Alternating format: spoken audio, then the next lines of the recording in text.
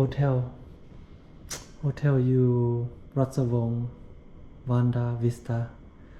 ซันซาวเขาอยู่ห้องนี้ห้อง12ใหญ่ๆโอ้คักเด้อกระแจกับสับคักสับเข้าไปบนนี้เปิด AC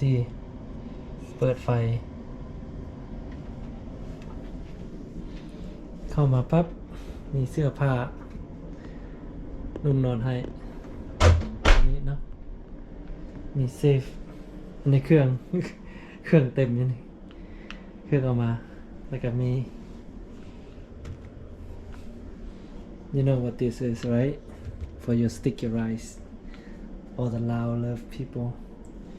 อยู่นี่ห้องน้ำก็มีอันนะสไลด์เข้าไปอัดตูปุ้มมันสไลด์มันไปเองมันอันนี้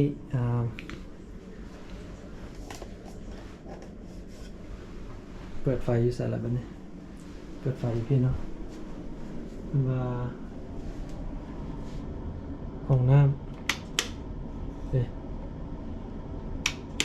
นี่เปิดไฟห้องน้ำมาพี่อันนี้นะซิ่งเพิ่นก็มีอันนะแวนใกล้แวนไกลให้แวนนี้มีไฟให้พร้อมเด้อส่องไปหาเห็ดนะเห็นเตียงเนี่ยแล้วก็มีอย่างนี้มีแก้วจอกแก้วมีสิ่งสั่งว่าเจ้าตุ้ยสำใดอยู่เมืองลาวเนี่ยมันต้องมีสิ่งมีสแกลให้เด้อสั่งแล้วก็วันนี้ห้องน้ำโอ้สะอาดวะนะเปิดปั๊บแล้วอันนั้นเราได้ไฮเทคเลยนี่ห้องน้ำเลยนี่มีบอลนั่นนวดก้นฮีทซีดห้อนอันนั้นล้างก้นให้พร้อมเจ้าอยากเซ็ตก้นก็ได้เจ้าบ่อยากเซ็ตก้นก็ได้ก็เจ้าใส่อันนี้เอามันเซ็ตก้นให้เจ้าถ่ายแล้วล่ะเซ็ตก้นให้ทันสมัยอันนี้ก็อัดเข้าแล้วมันก็ปุ้มบอลนี้แบบนี้บอลนี้บอลอาบน้ำเห็นไหมบอลอาบน้ำพุ่นอยู่เทิงพุ่นน้ำลงมาตะเทิงพุ่นลงมานี่หรือว่าเอาอยู่นี่ก็ได้อยู่นี่ก็มีบอลนะยาแต่แชมพูอยู่นี่นะแชมพูอันนี้เจลทาโตอันนี้เป็น conditioner โอ้ติดเลยคุณบอยเอาออกได้นี่นะติดเลยนี่นะเอาออกก็ได้ที่ถ้ามันมาเพิ่มใส่ให้มันลดแล้วบอลอับนะคุณเด้ออัดแบบใด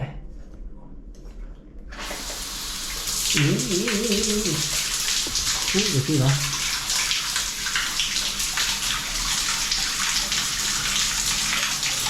เป็นพ่อเดี๋ยวจะได้บ้างนี่นะน้ำลงมาเลยมาจะเทิงคนลงมาใส่นี่เลยโอ้คันบินมาทางนี้แล้วตัวนี้บินไปทางพุ่นแล้วตัวเทิงคันน้ำห้อนเลยบินเอาตัวนี้น้ำห้อนนี่ก็เลยห้อนสั่นไหลเห็นป่ะห้อนทางกลางเลยน้ำอุ่นโอ้เห็นป่ะทันสมัยคักห้องแฮม5 ดาวเด้อดิเด้อห้องแฮม5 ดาวย่างเข้ามาแต่ห้องน้ำเนี่ยมันบ่ได้บังก็มันมีกลาสนั่นแห ได้ ละ บ่นี่ส่องไปบอนนั้นเตียงนอนก็ได้ They have the glass thing already ใส They ก็ห้องน้ำอาบ เดี๋ยวอยู่ใน น้ำ ห้องน้ำอาบน้ำนะ กูเห็นอยู่แล้ว คันจะอาบน้ำอะไรเจะต้องถ่ายเครื่องอย่างพี่เด้อเมี่ยงแน่นี่ก็มีตู้ ยากไปเลยกูเปิดไฟให้เรียบร้อย มีตู้เซฟอันนี้ ตู้เย็น ตู้เย็นวะตู้เย็นอีเหลียวมีอย่างนี้อะไรนี่มีน้ำมีโคกสไปร์น้ำอีเวนเรดบูลเบียร์มีหลายแบบ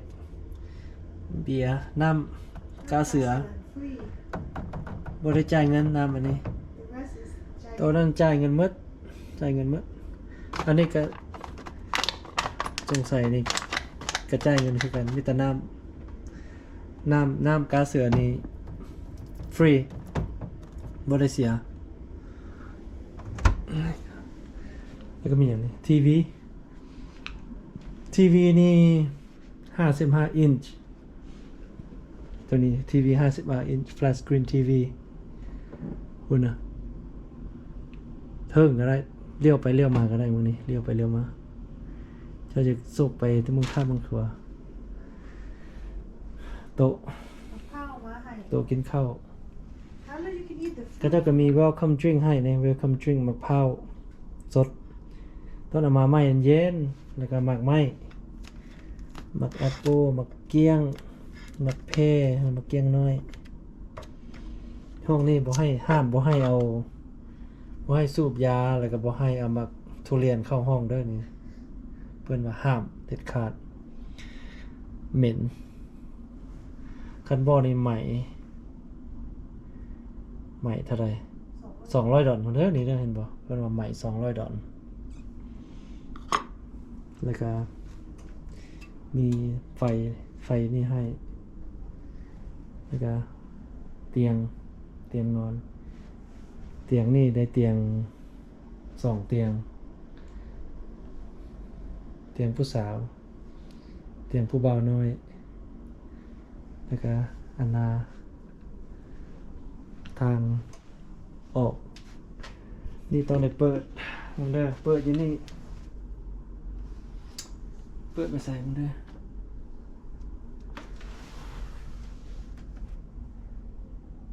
Where is the curtain? Hold it.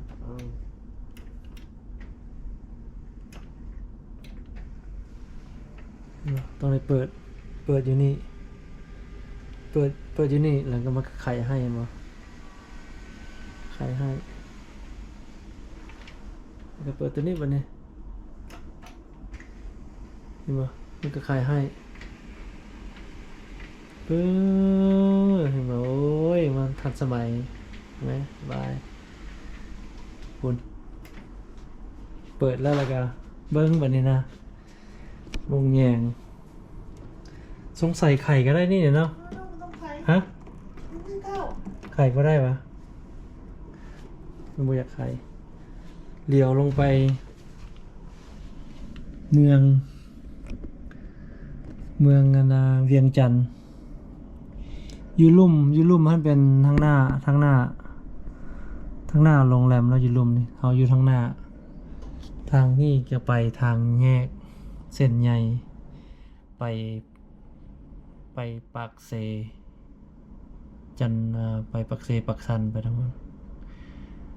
ทางใหญ่ทางนี้มานี้อันนามีอย่างอีกวันนี้เตนา Let's pack ธาตุหลวงบ่เห็นธาตุหลวงบ่ว่าอยู่ทางใดบ่ตัวนี้แหละอันนี้มันห้องสั้นซาวโฮเทลเนาะคันอยากได้เตียงใหญ่กันนี้แต่เราได้เตียงธรรมดา2เตียงเมื่อตัวนี้บัดนี้แล้วก็คันสิปิดก็มันก็บีบอยู่พี่มาบีบอยู่นี่บีบตัวนี้แล้วตัวสีขาวนี้มันก็ตัวสีขาวมันก็อัดให้เห็นบ่สีขาว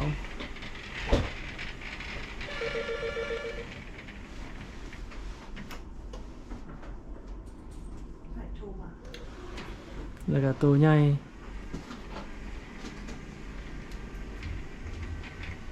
ปิด What do I do? Probably Alex. Pick it up Hello. รถตัวนี้แหละ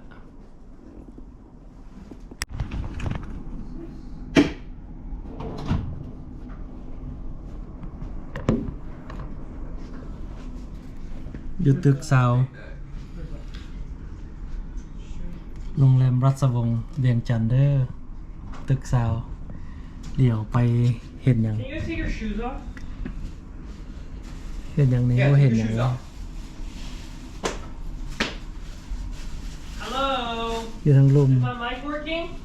Wanda. Can you guys take your shoes off? You guys are not okay because they will keep บ่เห็นท่าหลวง Yeah, you said that last time. เห็นท่าหลวงเนาะ You said that at every hotel.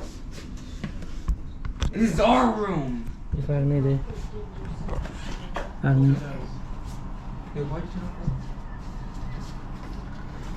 บ่เห็นท่าหลวงไว้อยู่แจไหนฝั่งนี้บ่เห็นท่าหลวงไว้